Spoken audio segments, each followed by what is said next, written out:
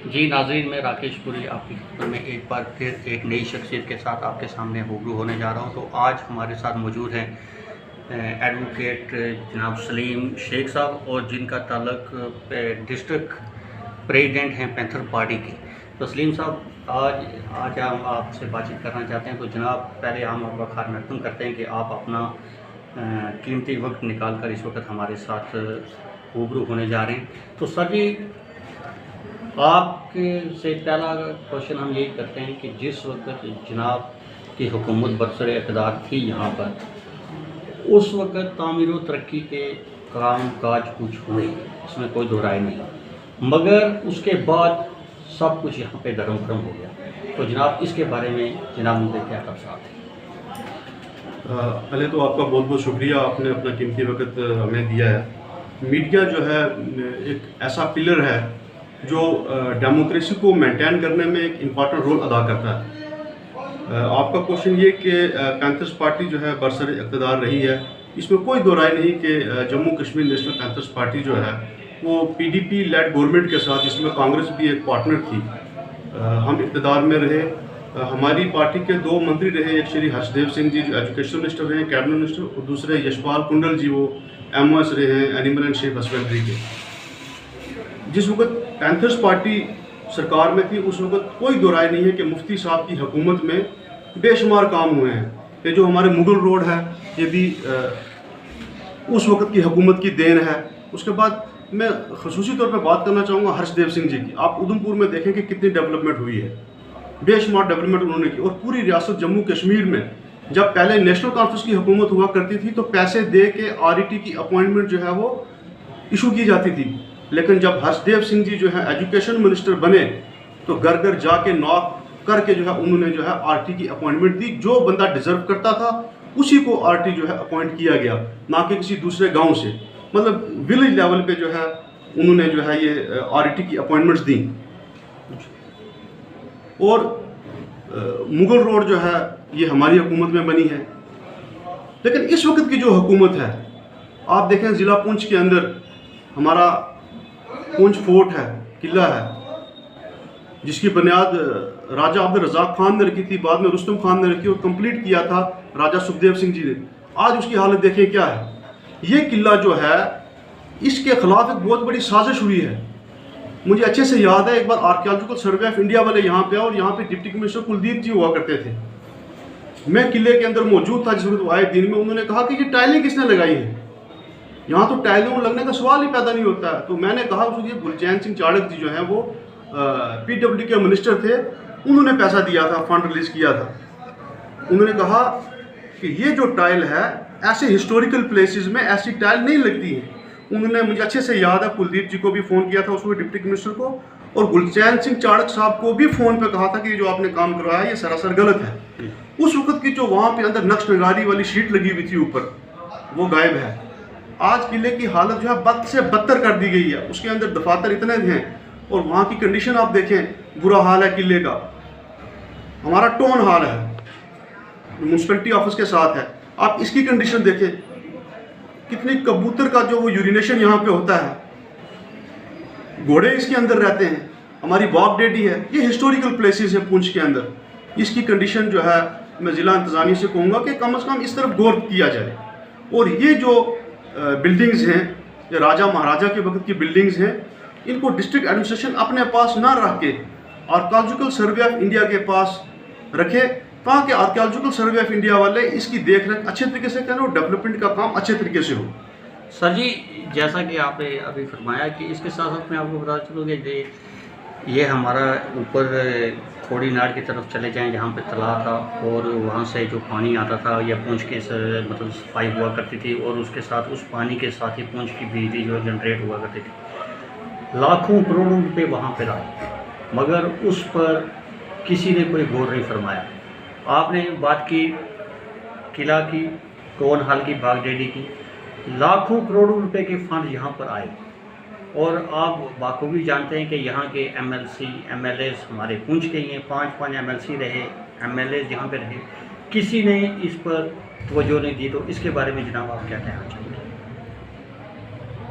देखिए, मैं तकरीबन 1 महीने पहले तालाब के ऊपर गया था, किसी काम से गया था, तो मैंने देखा, मैंने वहाँ पे गाड़ी रोक के मैं नीचे गया, मैंने देखा तालाब बिल्कुल सूखा पड़ा है। इसमें कोई दो राय नहीं है कि पहले इस तालाब से पुंछ की बिजली को जनरेट किया जाता था, और पुंछ की जितनी भी ड्रेनेज सिस्टम है वो बिल्कुल साफ़ होती थी, क्योंकि जब ये पानी फ्लो करता था तो पूरी की पूरी सिटी जो है उसकी गंदगी जो है ख़त्म हो जाती थी।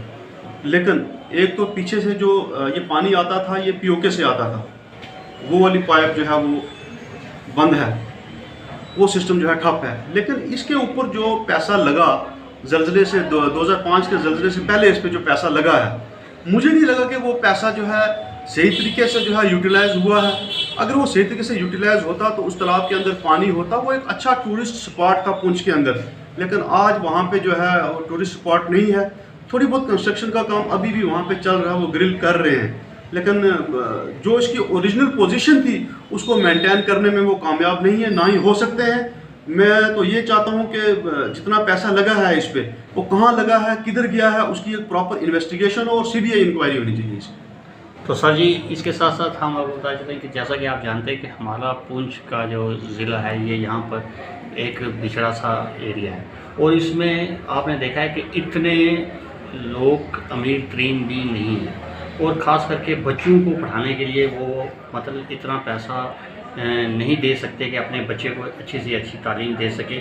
तो जनाब, आपके हुकूमत के वक्त यहाँ पे एक यूनिवर्सिटी बनी थी, बिल्डिंग्स बनी, सब कुछ हुआ। गुलाम नबी आज़ाद साहब ने उसकी इनॉग्रेशन की, कुछ पोस्ट ग्रेजुएट यानी कि आपको पोस्ट ग्रेजुएट लगे, यहाँ पर क्लासेस भी शुरू की थी, कॉलेज में 2-3 साल रही।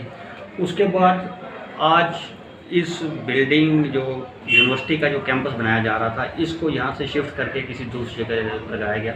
इसमें आप हमें बताइए कि इसमें हम किसको जिम्मेवार ठहरा सकते हैं? देखिए, सबसे पहले तो मैं आपको ये कहूँगा, ये जो यूनिवर्सिटी की अनाउंसमेंट हुई थी और इसका जो कंस्ट्रक्शन का काम हुआ था, ये भी पैंथर्स पार्टी के जब हुकूमत थी उसी दौरान जो है ये हुआ था।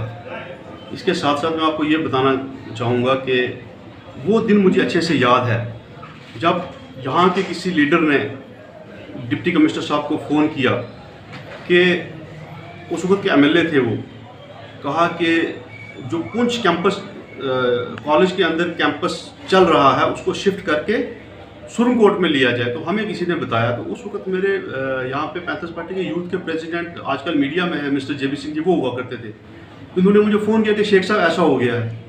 तो हम फौरी तौर पे जो है डिग्री कॉलेज पुंछ में पहुँचे। हमने देखा वहाँ पे उस वक्त के SHO निसार शाह साहब थे, आज शायद DSP हैं, वो वहाँ पे थे। तो वाक़या में ही जो है वो यूनिवर्सिटी की गाड़ी आई हुई थी और उसमें वो शिफ्ट कर रहे थे। तो हमने वहाँ पे प्रोटेस्ट किया, प्रोटेस्ट करके जो सामान गाड़ी के अंदर लोड हुआ था उसको अनलोड करवा के वापस वहाँ पे रखवाया कॉलेज के अंदर, और PG कोर्सेज यहाँ पे चल रहे थे। लेकिन उसके बाद मैं समझता हूँ कि यहाँ के जो लेजिस्लेचर्स हैं, 7 तो MLA हैं बिल्कुल, और MLA और MLCs थे उस वक्त, और पिछले दौर में जो BJP की हुकूमत थी उस वक्त भी थे। ये अचानक से क्या हो गया है, यहाँ से इस यूनिवर्सिटी का कैंपस उठा के डन्ना शास्तार में कर दिया गया, और जो कैंपस पुंछ डिग्री कॉलेज के अंदर चल रहा था उसकी क्लासेज, एक दिन मैं चंडक से आ रहा था, मोटरसाइकिल पे था, तो मैंने देखा कि डिंगला में 2 कमरे रखे हुए हैं। तो वहाँ पे कुछ प्रोग्राम था, डिग्री कॉलेज के एक प्रोफेसर मैंने वहाँ पे देखे। मैंने कहा कहाँ आया, यहाँ पे यूनिवर्सिटी का कुछ कैंपस है, उसका प्रोग्राम चल रहा है, 2 कमरे हैं, वो भी किसी एक मास्टर है उसकी दुकानों के अंदर रखा हुआ था। तो ये बड़ा इनजस्टिस है पुंछ की आवाम के साथ। देखें, ये यूनिवर्सिटी उस वक्त जो बनाई थी बड़ी सोच समझ के बनाई थी, एक सेंट्रल प्लेस थी जहाँ पे सुरंगकोट का स्टूडेंट, मैंडर का स्टूडेंट आ सकता था। मिलिटेंसी बड़े ज़ोरों पे थी, और ये ऐसा स्टेशन था कि यहाँ पे जो है आराम से क्लासेस जो है लगाई जा सकती थी, यूनिवर्सिटी बनाई जा सकती थी। लेकिन ये हमारे जो लेजिस्लेचर्स हैं, ये उनकी कमियों की वजह से, उनकी नालायकियों की वजह से ये यूनिवर्सिटी का काम बिल्कुल ठप पड़ा हुआ है। आज वो खंडरात की शक्ल इख्तियार कर रहा है, और यहाँ से जो है यूनिवर्सिटी कुछ तो शिफ्ट कर दी गई है डन्ना शास्तार वाली तरफ। मुझे लगता है सारी की सारी ये वहाँ पे शिफ्ट कर लेंगे, और यहाँ पे बिल्डिंग जो है किसी और काम आएगी।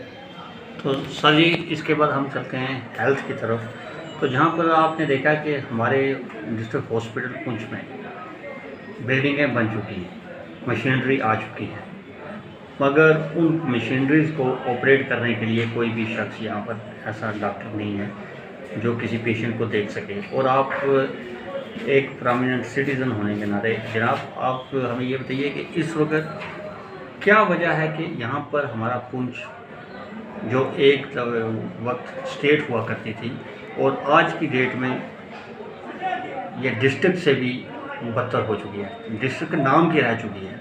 और इस वक्त डिस्ट्रिक्ट हॉस्पिटल जो हेड क्वार्टर यहाँ पे पुंछ पे है, कोई डॉक्टर आला तरीन डॉक्टर यहाँ पर मौजूद नहीं है। जो पेशेंट घर से वहाँ पे जाता है और शायद उसका भगवान ही हो। और उसके बाद आपने देखा कि अगर कोई भी सबसे बड़ी बात यहाँ पे है, आज तक ना हमारे किसी लीडर साहिबान ने ना किसी